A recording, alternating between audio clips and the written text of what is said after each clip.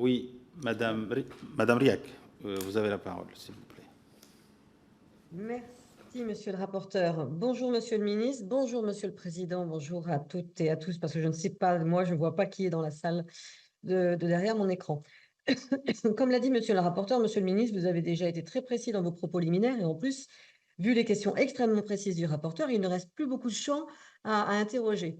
Mais je vais quand même aller sur un champ, peut-être celui qui est le plus peut-être difficile, puisque vous avez parlé de la LOPMI. Je veux parler du champ en effet budgétaire. Moi, par rapport à vos propos liminaires, monsieur le ministre, et surtout concernant la prévention, vous avez parlé, bien entendu, de la journée de la résilience. Vous avez parlé des RSMA, qui sont extrêmement importants dans nos outre-mer, et donc de notre jeunesse.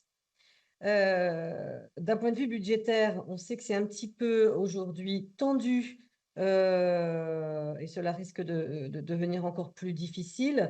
Donc, sur ce point très précis pour nos outre-mer, en termes de prévention, est-ce que vous avez des pistes un petit peu plus précises vis-à-vis de notre jeunesse ultramarine pour qu'elle puisse en effet complètement s'approprier à la fois les signes, c'est-à-dire les outils de prévention, de communication. Est-ce que vous avez des choses à nous dire là-dessus? Concernant également la prévention et les moyens, vous avez parlé également de l'importance de nos services météorologiques, de leur fiabilité, de leur prédictibilité, et cela à très court terme. Derrière les services météo, il y a tout un service satellitaire. Vous connaissez mon implication dans ce domaine et qui nécessite également de très gros investissements budgétaires. Donc, par rapport à cela, comment est-ce que vous travaillez avec vos homologues du gouvernement sur ces sujets très spécifiques? Parce que vous l'avez dit, vous êtes là pour prévenir les risques.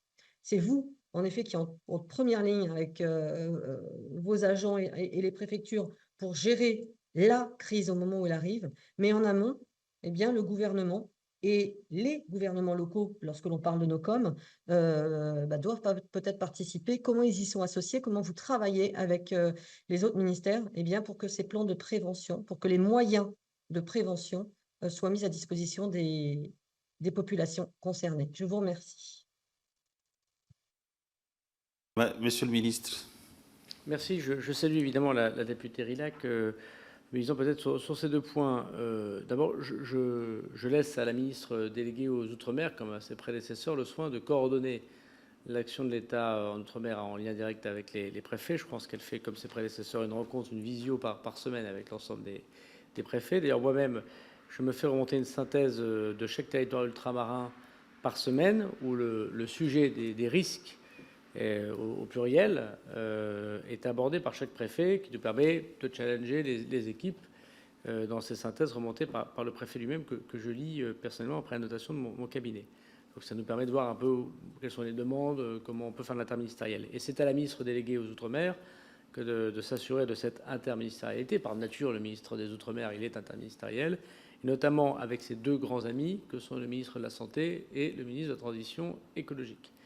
Le ministre de la Santé, il est très important, on l'a peu cité, mais il y a beaucoup de risques sanitaires également en Outre-mer. En ce moment, quelques cas de choléra, par exemple, à Mayotte. Enfin, on peut multiplier les épisodes qui concernent les Outre-mer et qui sont parfois extraordinaires et qui méritent des réponses très rapides de la part de l'État et donc de prévention. Et souvent, les risques naturels qui arrivent font naître des risques sanitaires. Par manque d'eau, par eau polluée, par manque de nourriture, par arrivée de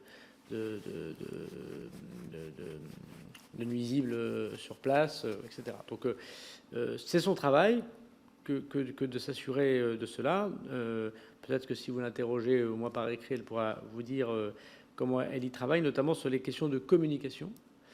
Alors les questions de communication, elles sont assez vastes en Outre-mer. Heureusement, nous avons quand même une armée française technologique et bien implantée dans la quasi-intégralité du territoire ultramarin, qui sont là au cas de coup dur.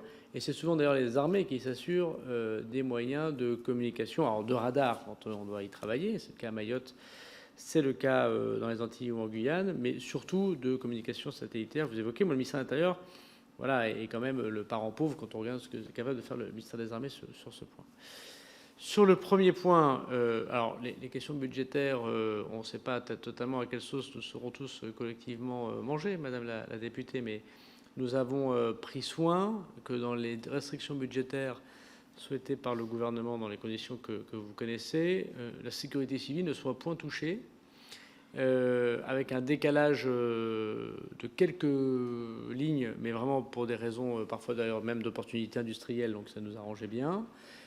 Mais on ne remet pas en cause ni la formisque supplémentaire, ni les moyens aéroportés que vous nous avez octroyés, ni les journées de résilience, pour parler du cas précis que vous évoquez. Aujourd'hui, dans les classes d'éducation nationale, qui a un rôle particulier évidemment dans ce sujet, et dans les RSMA, la généralisation des gestes de premier secours est importante. Moi, je redis qu'il y a aussi un travail à faire dans le monde de l'entreprise, qui doit apprendre les risques, voilà. Et la jeunesse, c'est bien, mais la jeunesse, avant qu'elle ne devienne adulte, il se passe du temps, donc les risques, ça peut être demain. Je pense que les entreprises n'ont pas tous conscience de ça en Outre-mer, je le dis. Je pense que nous découvrirons alors que beaucoup d'entreprises ne font pas les gestes, n'expliquent pas comment ça se passe, etc. C'est aussi le cas des collectivités locales, qui peut-être qui sont des grosses employeuses, vous savez, en Outre-mer comme partout, et qui mériteraient de pouvoir aussi bien habituer leurs employés. Peut-être pour terminer, pour redire que si le projet du gouvernement de SNU va jusqu'au bout, c'est-à-dire si la généralisation du SNU va jusqu'au bout, vous avez des expérimentations qui touchent aussi les territoires ultramarins, je pense que ce serait, enfin, en tout cas moi j'ai porté cette demande auprès du président de la République, qu'il y ait une demi-journée ou une journée dans le SNU, dans le nombre de jours quand le SNU sera obligatoire, pour une cohorte de gens qui entre 16 et 18 ans, je ne sais pas quel sera l'arbitrage final, mais après l'idée, puisse être une journée japonaise, une journée des risques en général. Voilà. Et donc là, je pense que si on arrivait à imposer ça, budgétairement, bon, c'est pas grand-chose, puisque le SNU, les gens seront là à disposition, si j'ose dire, de l'État. Autant leur apprendre aussi ce qui servira et ce qui fait la nation, la culture résiliente de la nation. Et là, les pompiers, les policiers, les gendarmes peuvent tout à fait intervenir. En tout cas, ils sont à leur disposition pour faire cette journée. Enfin, peut-être pour dire que sur l'information, le travail interministériel, moi, je le trouve est plutôt bon. C'est pas sur les risques que nous avons plus de difficultés avec nos collègues des autres ministères dans le cadre ultramarin. Je pense que tout le monde a bien conscient que les risques en Outre-mer nous apprennent aussi de nos risques dans l'Hexagone. C'est sur d'autres sujets peut-être voilà, qui sont plus long terme d'investissement ou d'intérêt ou d'attractivité de la fonction publique. Mais sur les risques, moi je trouve mes collègues du gouvernement très, très attentifs en général à la demande des préfets. Merci, Monsieur le Ministre.